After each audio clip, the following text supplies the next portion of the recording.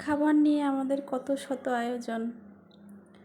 তো আজকে আমি ব্রয়লার মুরগির মাংস দিয়ে একটা চপ করে দেখাবো। এটা আমাদের বাসায় সবার খুব পছন্দের। তো আমি প্রথমে কয়েক টুকরা মাংস নিয়ে আমি পাটায় থেতো করে এর মধ্যে সব ধরনের মশলা দিয়েছি, যেগুলো আমরা মাংস রান্নায় ইউজ করি। সেই সব ধরনের মশলা দিয়ে একটু সয়া সস দিয়ে আমি এটাকে ম্যারিনেট করে রেখে দেব। শুধু পেঁয়াজ মরিচ এটা আমি দেই নাই এখনও, ওটা পরে দেব। কিছুক্ষণ ম্যারিনেট করে রাখার পরে আমি এর মধ্যে বেশি করে পেঁয়াজ, কয়েক টুকরা মরিচ আর হচ্ছে কর্নফ্লাওয়ার এটা দিয়ে আমি সুন্দর করে মাখাবো। কর্নফ্লাওয়ারটা দিলে কি হয়, চপটা অনেক ক্রিস্পি হয় আর ছড়ায় যায় না, যেহেতু শুধু মাংস মশলা, এটা তেলে ভাজলে ছড়ায় যাবে। তো কর্নফ্লাওয়ারটা দিলে এটা একসাথে থাকবে।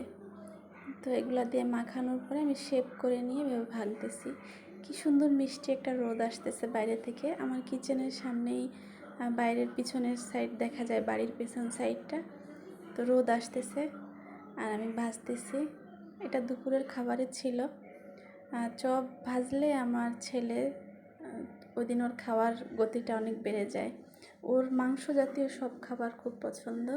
মাছ খায় না, আমার ছেলে কোনো মাছই খায় না। খুব বিপদে আছি আমি এখন। প্রতিদিন তো আর গরুর মাংস সম্ভব না।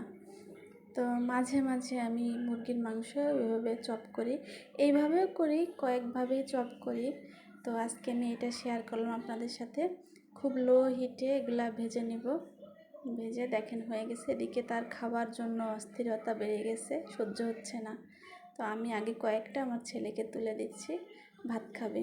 এই চপগুলো যদি হয় তাহলে আমার ছেলে ডাল দিলে, এই চপ দিলে ভাত খেয়ে নেবে, আর তখন আর অন্য কিছু চাবে না। তো কেমন লাগলো সবার? এভাবে একটু ট্রাই করে দেখবেন, খুব ভালো লাগবে আশা করি।